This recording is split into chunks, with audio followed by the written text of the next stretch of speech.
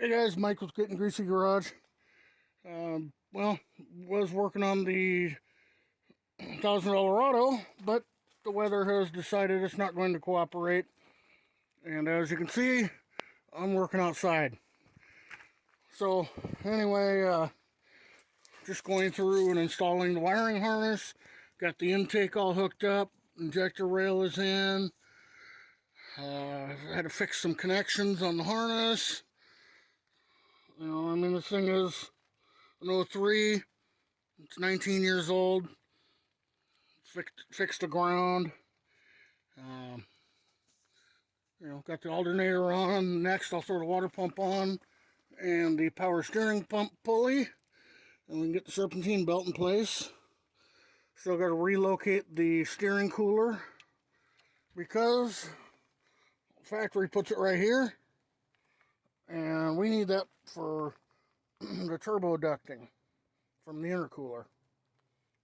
So, having to move some stuff around. That's not a big deal. It's not uncommon on a swap like this.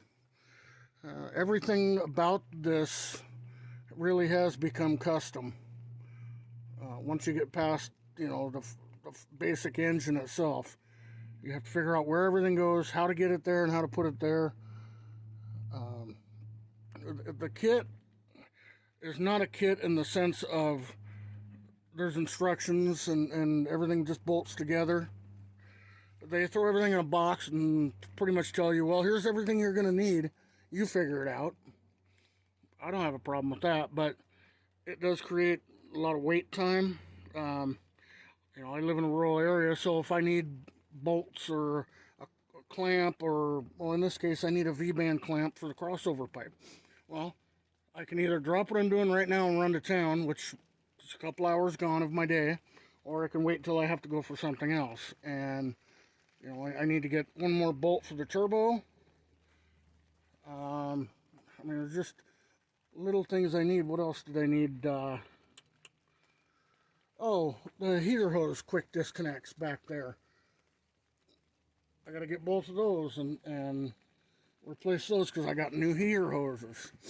So just little setbacks.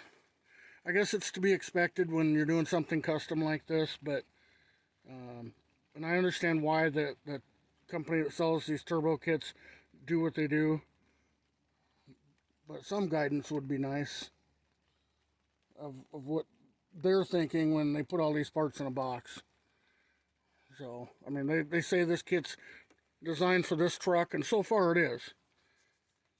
The manifolds, everything clears there. It's allowed me to keep the AC, which you can see down there. Power steering, of course, is still in its place.